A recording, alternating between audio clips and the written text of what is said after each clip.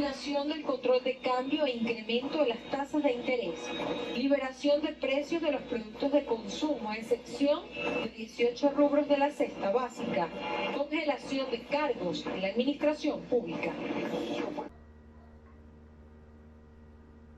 Te regaló Bolsonaro, mijo. Esa es la mejor demostración de que los sistemas fracasan es cuando los Bolsonaro... E por que as Forças Armadas sustentam esse governo? Excelente pergunta, ministro. Você agora me levantou a bola boa. Não vou contar a história da Venezuela aqui de forma rápida. A Venezuela teve uma guerrilha na década de 60, que todos sabem, né? Cubanos estavam lá, inclusive, com essa guerrilha. Foi batida dentro do sistema democrático que eles tinham de então, que era o Pacto de Punto Fijo. Conclusão que eles chegaram. Para impor o domínio na Venezuela, eles precisavam da Força Armada. Quem chegou a essa conclusão, um guerrilheiro chamado Douglas Bravo. Tá? Quem estudou a história da Venezuela conhece. Fernando deve conhecer. Conheço. Tá? Nasceu Chávez dessa infiltração. Chávez tentou o golpe em 92, né? Um golpe que ele ficou escondido no Museu Militar, e a tropa dele foi lá atacar a residência do presidente, o palácio, morreu gente. E um general que estava comprometido com esse processo, ele foi encarregado de prender o Chávez e deu 5 minutos para o Chávez falar em cadeia nacional de rádio e televisão. Aí o Chávez ficou conhecido. Painar com Bolsonaro. Bolsonaro. Por ahora era un decir hasta 100. Ese militar va a ser el próximo presidente. Mira, por ahora, eso es muy grande, eso valió la pena y seguirá valiendo la pena. Porque ele era bom de discurso. Anistiado em 94, 2 anos depois, ele se junta a um argentino chamado Norberto Cerezo, já morreu, meio nazista até esse cara. E ele monta um programa para o Chávez baseado em 3 vetores: exército, caudilho e povo. Aí o exército cooptado, Chávez do caudilho, e o povo abastecido pelas missões, né, que é o dinheiro do petróleo que era distribuído. Quando acabou isso aí, é a situação que nós estamos vivendo. A Força Armada comprometida, tem a milícia bolivariana armada, tem a reserva armada, fora os grupos de meliantes, de narcotraficantes que lá tem. E aí, qual é a minha visão? Nas últimas reuniões do nosso alto comando do Exército, eu disse: a nossa próxima força de paz será na Venezuela. Los señores jefes de Estado de los países ricos que llamaron al presidente Pérez para expresarle su solidaridad en defensa de la democracia, entendieron que la democracia no puede existir si los pueblos no comen. Organismos financieros internacionales. Yo quisiera pues desde aquí también que pudiera llegar mi pedimento al presidente Bosch, al presidente Mitterrand, al presidente Felipe González, a los jefes de los países del mundo desarrollado y rico, para que se den cuenta de que los que Han reafirmado, lejos de descartar un bloqueo. Tengo las mejores relaciones con ellos, con los medios de comunicación, deben seguir siendo privados. Más bien estamos interesados en que se amplíen, se profundicen. ¿No hay intención de nacionalizar absolutamente nada? No, absolutamente nada. Incluso hemos dicho, nosotros estamos dispuestos a darle facilidades a un... Recogiendo la basura, estás recogiendo el basurero, el estiércolero. ¿Por qué no recoges otra cosa? Por ejemplo... Es legítimo. No, pero es legítimo, pero también es legítimo. La información que tenemos. Hubo un tiempo donde los venezolanos sí que supieron sacar partido a toda esta inmensa fortuna. Me estoy refiriendo a la década de los 70.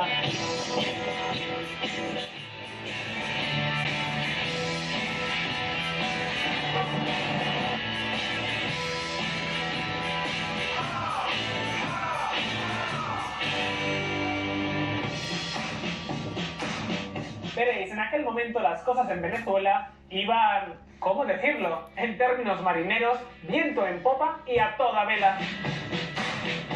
Iban también las cosas que a los turistas venezolanos se les conocía como los dame dos, porque entraban en las tiendas y se llevaban de todo. ¿Cuánto vale eso? Dame dos. Y es que, amigos, en aquellos años había dinero y, lo que es más importante, se ganaba dinero. De esta forma es como surgió una pujante clase media. El desempleo era de apenas el 4% y cada año se construían miles y miles de kilómetros de nuevas carreteras. La pobreza, que hoy afecta a 9 de cada 10 venezolanos, no superaba el 20%. Era eran tiempos felices. Había tantos excesos que, por ejemplo, viajar a Miami se convirtió en algo habitual entre la clase media. Where is Daddy, Mommy? We're here in the United States, and Daddy is down here in Venezuela. That's where Daddy is working, Jeff. And when he finds a place for us to live, we're going down there too.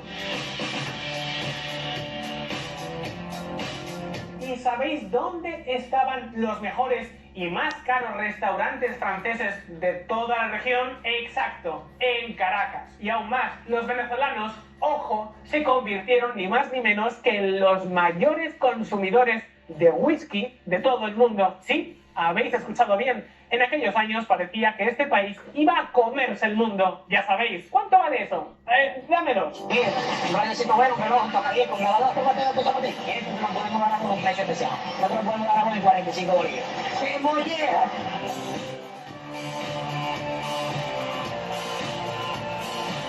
De hecho, por aquel entonces, y a diferencia de lo que ocurre hoy en día, Venezuela se convirtió en toda una meca para miles y miles de inmigrantes latinoamericanos. Todo el mundo quería experimentar la prosperidad venezolana. Incluso gracias a un sistema democrático que funcionaba, Venezuela se convirtió también en un refugio para muchos exiliados procedentes del Chile de Pinochet o la Argentina de las juntas militares.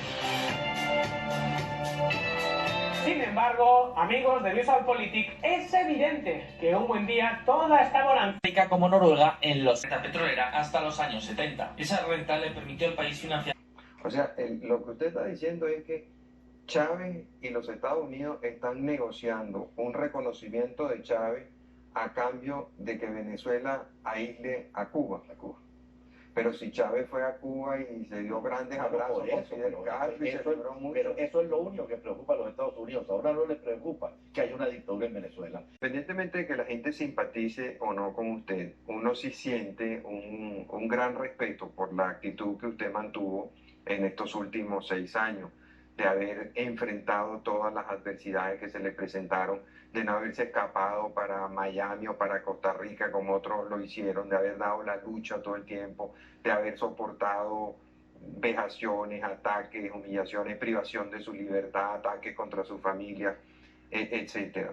¿Qué puede la gente esperar de usted en los próximos años? Eso lo he yo hecho, porque me parece que nosotros tenemos que reivindicar de este lodazal tremendo en que está la clase política, tratar de ayudar a restablecerla.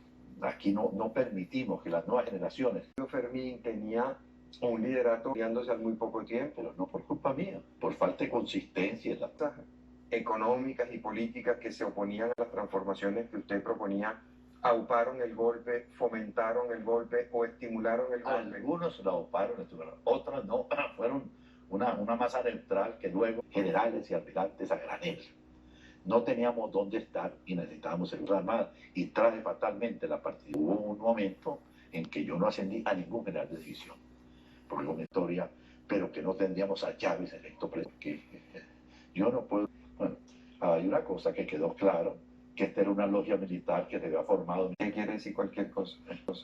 Deben actuar para restablecer el orden constitucional. No se sale. Pues entonces caímos y le damos una democracia. Eso es definitivo. La historia va a tratar muy mal.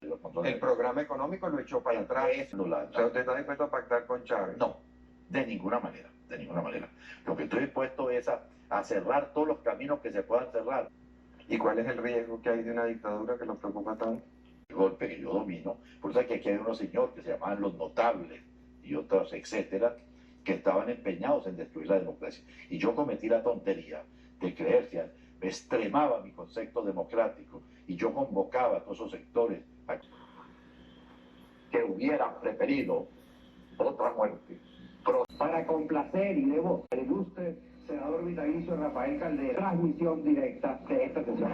Lo cierto es que Venezuela entera pudo ver lo que allí ocurrió. Yo no creo que deberíamos esperar los 30 días que nos concede la Constitución.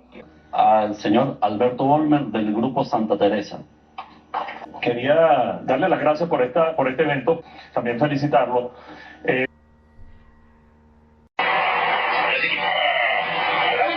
Sería ingenuo pensar que se trata solamente de una aventura de unos cuantos ambiciosos que firme de una manera tan absoluta que el propósito de los culpables de la subversión, de la sublevación, haya sido asesinar al presidente de la Manifestación no pacífica, sino al contrario. En su insistencia. Lo que está ahí adentro, Dios la cabeza. No lo puedo hacer. Del mundo desarrollado y rico, para que se den cuenta.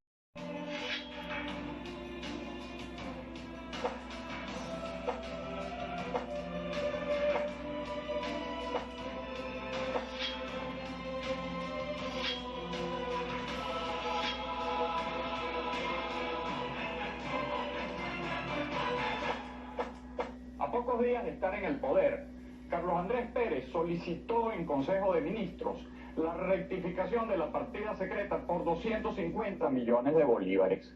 Nadie diría que esta solicitud lo llevaría a ser enjuiciado años después. Pero también, a pocos días de la toma de posesión del presidente Pérez, vino la revuelta del 27 de febrero.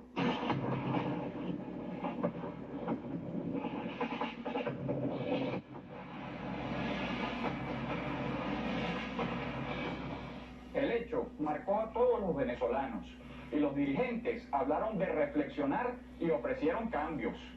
Quiero convocar en nombre del gobierno nacional a todos los sectores a unir sus esfuerzos para enrumbar a Venezuela hacia un gran destino. Para el 89 vamos a concretar la estrategia productiva en resolver los grandes problemas que en este momento tiene la economía venezolana. Nosotros pensamos que el gobierno tiene que sentarse a oír la crítica, pero todo se quedó en palabras. En realidad, el único que cambió y maduró fue el pueblo, que cada vez se sentía más presionado por un paquete económico que llevó a la mayoría de la población a estado de pobreza crítica. El 4 de febrero de 1992, una intentona golpista sacudió al país y su fin quedó sellado con un por ahora. Pero el descontento comenzó a crecer velozmente. Por primera vez se comenzó a hablar de solicitar la renuncia del presidente Carlos Andrés Pérez. Ha surgido la idea de que una de las vías podía ser la renuncia del presidente. Se ha dicho que es inconstitucional. No es inconstitucional, porque toda persona puede renunciar a cualquier cargo. Pero en ninguna forma cederé al cumplimiento de mis deberes constitucionales. También se habló de un referéndum revocatorio del mandato presidencial y adelantar elecciones. Ningún país del mundo se le ha ocurrido el disparate de que lo que el pueblo hizo en unas elecciones lo deshaga en un referéndum. La popularidad del gobierno y la credibilidad del presidente se fueron desmoronando. El país vivía en completa inestabilidad y angustia que desembocaron en un segundo intento golpista. Se llama a todo el pueblo venezolano para que salga a la calle. Y también, en noviembre de 1992, aquellos 250 millones de la partida secreta salieron a relucir cuando José Vicente Rangel denunció que se habían utilizado de manera fraudulenta. Posteriormente, el 11 de marzo, el fiscal general de la República solicitó un antejuicio de mérito al presidente de la República. Un hecho sin precedentes en nuestra historia. Era imposible que se usaran estos fondos sin conocimiento del presidente de la República, y eso queda revelado por las declaraciones de los exministros y por las distintas actuaciones que están tanto en la Comisión del Congreso como en las demás actuaciones que se acompañan. El pasado 20 de mayo conocimos la decisión de la... Y no solo porque se le quiere conducir al patíbulo. Esta sentencia es una sentencia a favor del pueblo de Venezuela. Ha sido una ratificación de que las crisis políticas se resuelven. Ha triunfado la honestidad. Va a ser la revolución, que ahora sí es verdad que no va a tener cortapisas para llevarla adelante. La figura del presidente con la del Estado. Las alarmas van por buen camino. Cual sea la decisión de la Corte, se aplique rigurosamente, sin sobresalto. Eso será obra del gobierno de Carlos Andrés Pérez y no de los sectores que están identificados con el enjuiciamiento del presidente. Eran tiempos felices. Había tantos excesos que, por ejemplo, viajar a Miami se convirtió en algo habitual entre la clase media. Where is Daddy, Mommy? We're here in the United States, and Daddy is down here. ¿Y sabéis dónde estaban los mejores y más caros restaurantes?